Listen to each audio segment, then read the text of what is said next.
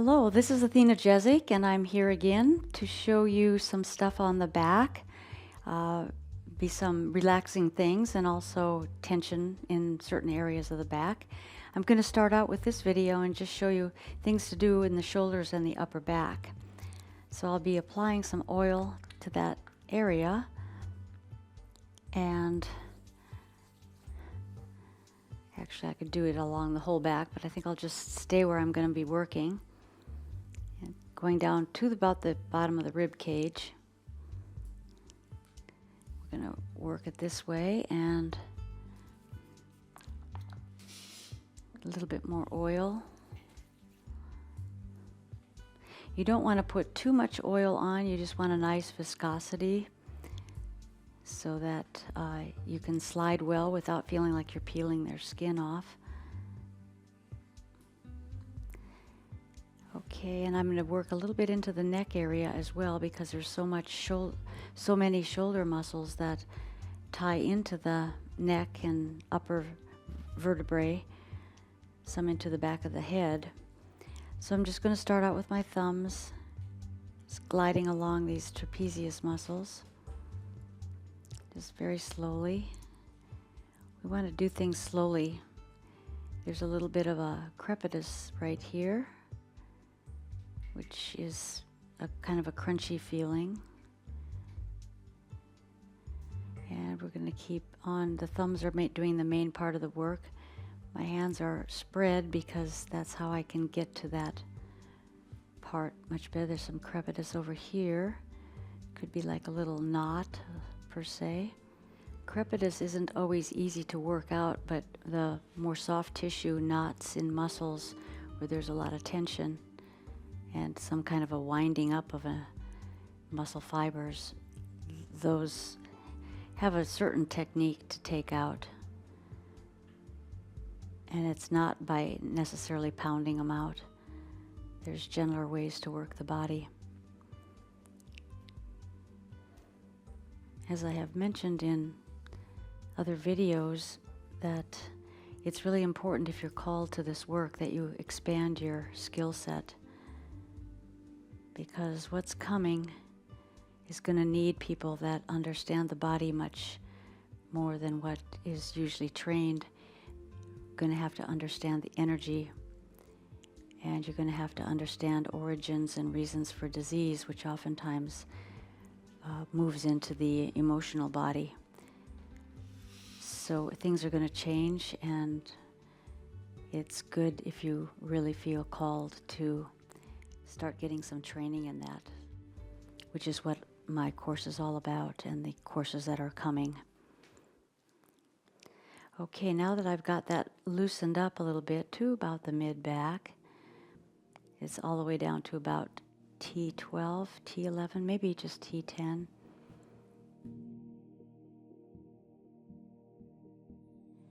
And we're going to start up high at the base of the skull, and again, just work that muscle across. We're just pulling it, stretching it, and you want to go to the scapula and follow the scapula. That's the bone line. You want to follow the line of the bone, and there you can go across the bone. You get to the bone line, and then you can jump over the bone. And again, starting at the vertebrae, going over that bone, getting into some of those teres muscles and muscles along the scapula. Now here you want to go below the scapula, because it gets to be kind of pointy, and then you just draw it down at an angle. You can feel the ribs underneath your hands, so you want to just go to where the ribs kind of stop, or the floaters, and that's about here. And then take your thumb and glide it up the vertebrae. You'll feel some muscle tension through there. And then you want to come out to the shoulder and push that in the other direction, so you're stretching it in the other direction.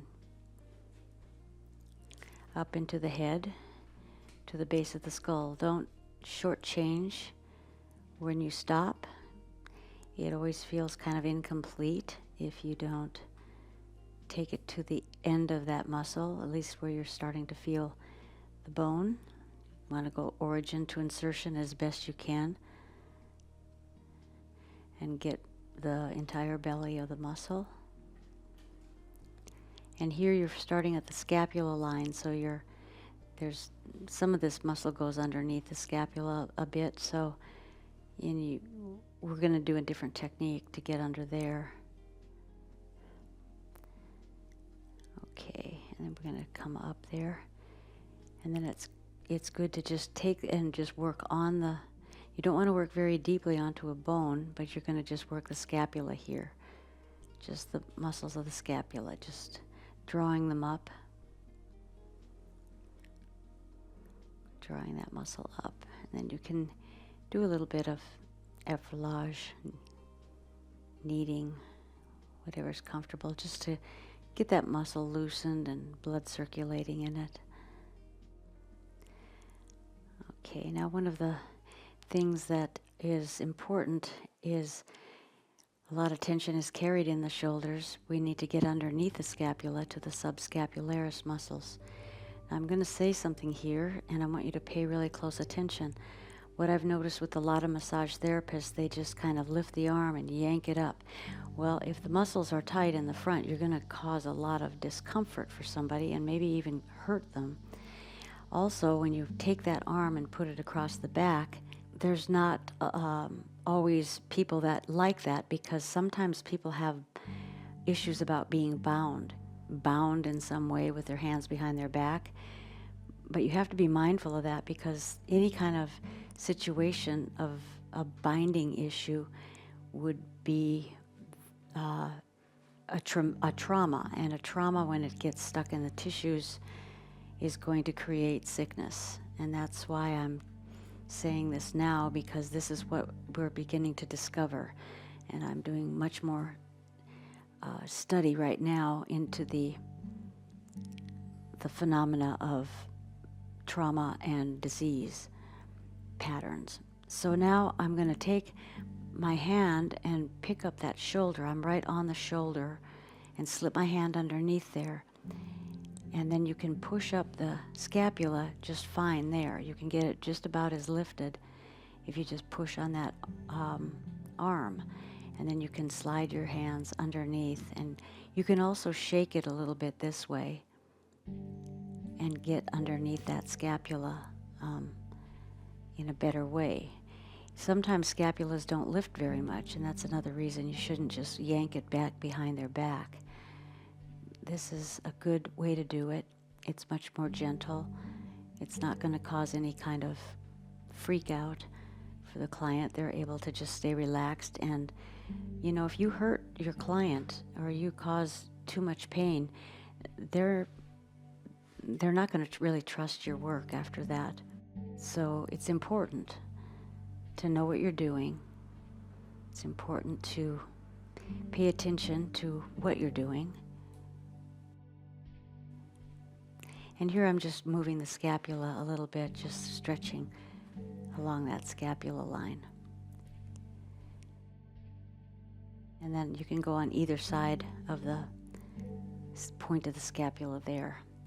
And then you can move that arm, that hand out from underneath, and you'll find that you're even able to go underneath. If you pull down a little bit here on the scapula as well, you'll find that you can also go along the edge of it where it is. Some people's shoulders will wing up a little bit more than others. A lot has to do with muscle mass. And there we go.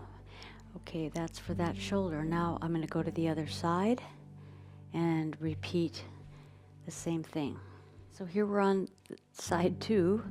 So we're going to start with the pulling, the stretching from the neck along the top of the trapezius muscle there. And you're going to get down into the scapula a little more here. Here's where you follow pretty much the scapula line. And just move it little by little, cover the whole area.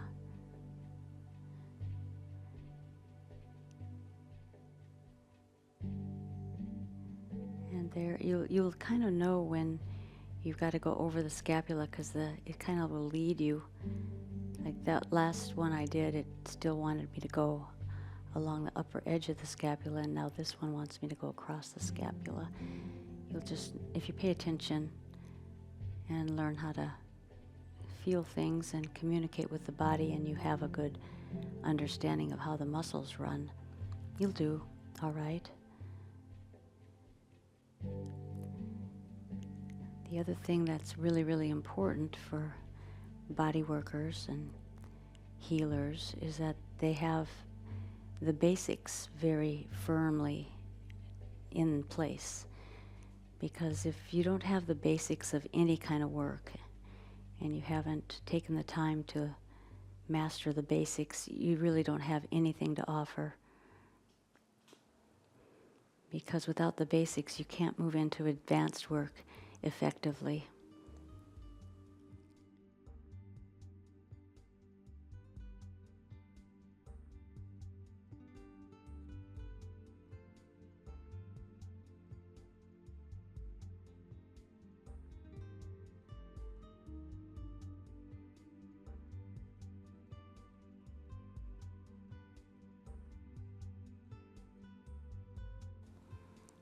So I'm still moving down across the scapula here. I'm almost at the tip, and that's when I will go around the tip.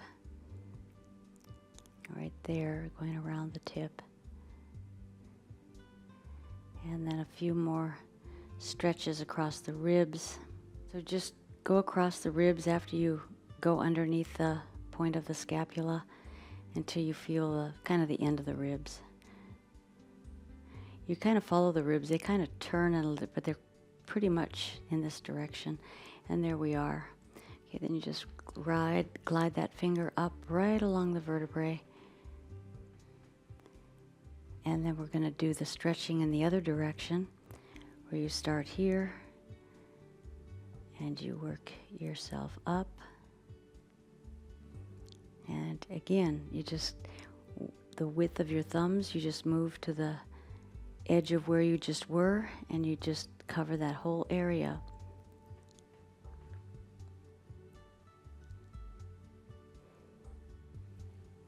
And we're just going to go down through. We're going to stay here on the scapula edge and just keep pushing up through here on the soft tissue.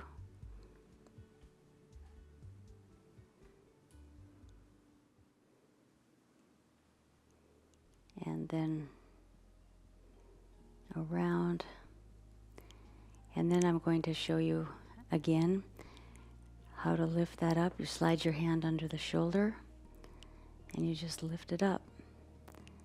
And then you work underneath the scapula.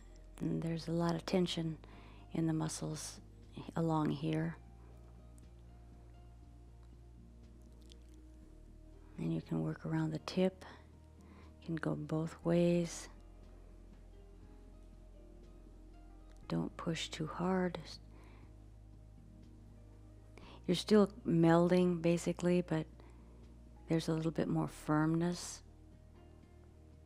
Yeah, there's some real good, I guess you could say, knots through here. There's a lot of muscle tensions, particularly right here. So there's that. And then we can come back up and go across the shoulder blades. There's different ways you can go across the shoulder blades. You can go across like this, or you can go up and down, or both. It's just moving the muscles in different directions, and relaxing them out and observing what you're feeling. And then you can just come back up to the neck and then do a little bit of stretching from both sides to balance it out. Feel if you've noticed some change in the softness of the muscle. And I'm just going down to the scapula here, more the rhomboids, which are underneath the trapezius, but I'm going to go about to the end of the trapezius muscle. And then I'm going to just ride up with 2 fingers either side of the spine, and then spread my hands and bring up underneath to the occipital base and finish that way. So there's some work that you can do for the shoulders and shoulder blades, upper back. So if you want to know more about muscle knots, I've worked them for a long time, for a number of years. I have a lot of ideas about it, some techniques that really do help to unwind that. If you're interested, just let me know in the comments, and Corrina and I will check them out, see if we can do a video in the future about that. And I want to thank you all for viewing this. I hope you got a little bit of relaxation out of it as well. And I want to thank the 17,000 subscribers so much for subscribing. It's an honor for me to realize that so many people are interested in our videos. I want to thank you for the comments. Some of them are very interesting, and I try to answer them as best I can. And I also want to make a special thanks for those of you who were able to support me on GoFundMe. I really did appreciate it. It got me through the toughest times. I'm starting to get my head above water now, but it's still a little tough. So if you feel so inclined, it would be very helpful to have a little bit more help. And I want to say, see you in the next video. I want to invite you to explore my course, The Foundations of Subtle Alignment. It is going to take you beyond the work of massage therapy. It will take you into the world of the subtle anatomy. In this course, you will learn about the subtle anatomy and a protocol for assessing and aligning the subtle structures. Misalignment of the subtle structures is often the root cause of chronic pain, injuries, and chronically high levels of stress hormones. These techniques offer profound benefit whether you are working on people with complex issues or not.